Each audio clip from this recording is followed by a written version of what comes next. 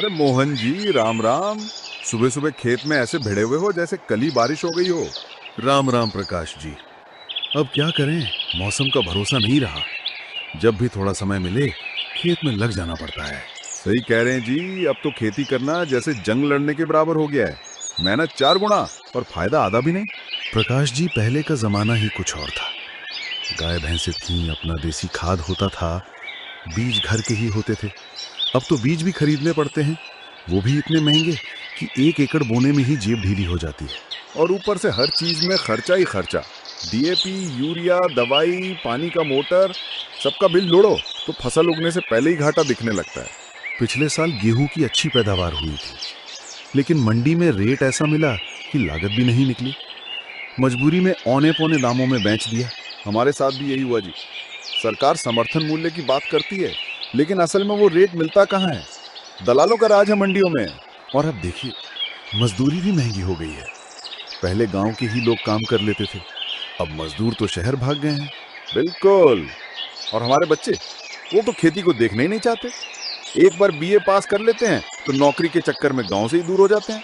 कभी कभी लगता है कि हमारी पीढ़ी आखिरी होगी जो हल चला रही है। उसके बाद शायद मशीन ही खेतों में हल जोतेगी, वो भी कॉन्ट्रैक्ट फार्मिंग के तहत। इसीलिए अब वक्त आ गया है बदलाव का। हमने पुरानी तरीके से बहुत कुछ किया, अब नई सोच, नई तकनीक अपनानी पड़ेगी। जैसे ड्रिप सिंचाई, मल्चिंग, जैविक खेती। खेती को बिजनेस की तरह चलाना होगा। और क्या हम जैसे छोटे किसान ये सब कर पाएंगे जी? खर्चा तो और बढ़ेगा ना। अगर हम अकेले करेंगे तो मुश्किल होगा, लेकिन अगर गांव के किसान मिल जाएं, एक कोऑपरेटिव बना लें, सब मिलकर बायो फर्टिलाइजर बनाएं, मार्केट तक सीधी पहुंच बनाएं, तो फायदा होगा। मिल बांट कर काम करें तो बोझ भी कम होगा और कमाई भी बढ़ेगी। सही बात है प्रकाश जी। एक बात और सोच रहा था, क्या हमारे गांव में एक मोबाइल ऐप जैसी व्यवस्था हो सकती है, जिससे किसान मंडी के रेट, मौसम की जानकारी, बीज, दवाई सबका सही वक्त पे पता कर सकें? बिल्कुल हो सकती है। अब सरकार भी डिजिटल इंडिया की बात कर रही है। अगर हम गांव के नौजवानों को जोड़ें तो वो तकनीक समझ सकते हैं और हमें सिखा सकते हैं। हमारे बेटे बेटियां पढ़े लिखे हैं, वो हमारी खेती को नई दिशा दे सकते हैं। तो क्यों ना आज शाम एक पंचायत रखें जी। गांव के सभी किसानों को बुलाएं, बैठकर चर्चा करें कि कैसे आगे बढ़ना है, और सरकारी योजनाओं की भी जानकारी लें। बिल्कुल मोहन जी, आपने तो दिल की बात कह दी। आज शाम चौपाल में मिलते हैं, चाय भी मेरी तरफ से। वैसे आपसे बात करके अब लग रहा है कि हमें वाकई कुछ बड़ा करने की शुरुआत करनी चाहिए। चलिए शाम को मिलते हैं। ठीक है जी, राम राम। खेत में ध्यान रखना, धूप तेज हो रही है। राम राम प्रकाश जी, धन्यवाद।